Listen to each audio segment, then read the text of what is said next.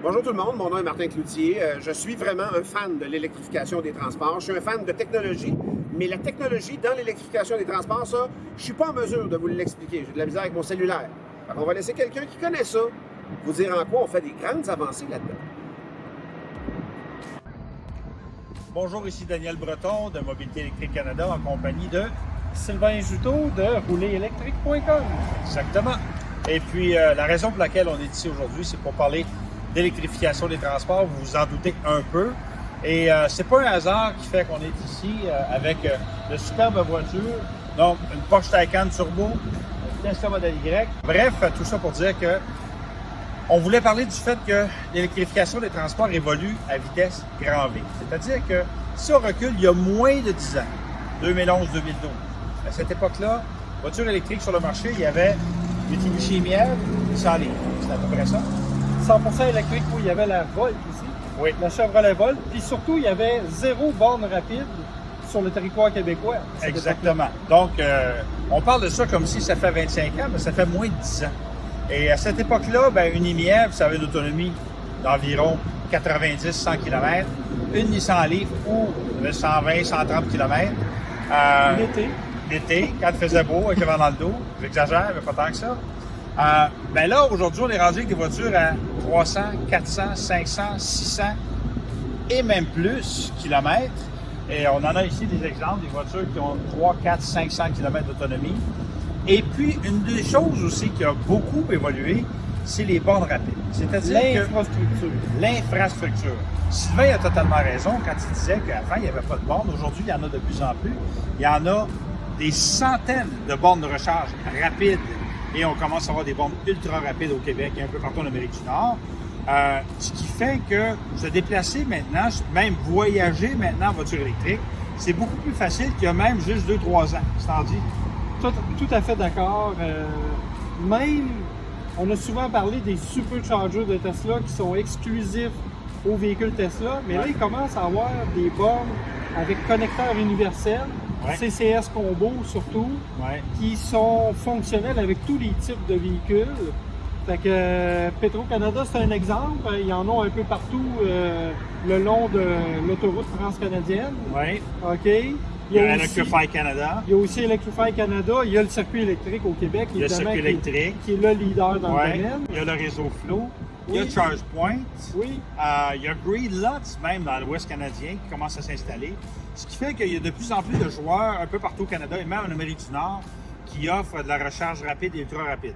Et quand on parle de recharge rapide et ultra rapide, en fait, on en a un parfait exemple ici parce que jusqu'à tout récemment, le maximum de recharge rapide que vous pouviez avoir, c'était 50 kW avec un chargeur du circuit électrique ou un chargeur Flow. Puis c'était limité à ça. Et de toute manière, c'était pas tellement un enjeu puisque les voitures elles-mêmes étaient limitées à ça. Exactement. Aujourd'hui, on est rendu à toute autre chose. C'est-à-dire que, évidemment, il y a les chargeurs, les superchargers de Tesla qui peuvent aller jusqu'à 250 kW. Mais ici, aujourd'hui, ce qu'on a fait en exercice avec la Porsche Taycan, on a eu quoi comme résultat? On a eu du 125 kW. 125 kW. 125 kW, c'est quand même 2 fois et demi plus que ce qu'on est habitué avec du 50 kW. Ouais. Fait que, en gros, les chiffres, ça a pris 40 minutes. À peu près 40 minutes pour monter à 90%. De 8 à 90%. Ouais. Puis le prix, il est impressionnant aussi. On parlait de 8 un peu moins de 8 Oui, fait que ils sont moins chers que les superchargeurs de Tesla. Oui. Et puis, moitié prix même. Et puis, on se retrouve avec une autonomie à 90%, au-delà de 400 km pour la Porsche Taycan, ce qui est beaucoup plus que les chiffres affichés officiellement. Donc, ce que ça veut dire, c'est que l'évolution, non seulement des voitures est impressionnante, mais l'évolution des infrastructures est impressionnante. C'est-à-dire qu'il y en a de plus en plus de choix, de plus en plus de joueurs et de plus en plus rapides. Fait que tout ça pour dire que les gens souvent ont des craintes par rapport aux voitures électriques, mais la réalité, c'est que tout ça évolue de façon assez harmonieuse quand même. Bon, c'est sûr que c'est pas parfait, c'est un work in progress, comme on dit, mais il y a une évolution qui est vraiment emballante. Et là, on n'a pas encore parlé de l'évolution des nouvelles batteries qui s'en viennent avec la fameuse Battery Day de Tesla.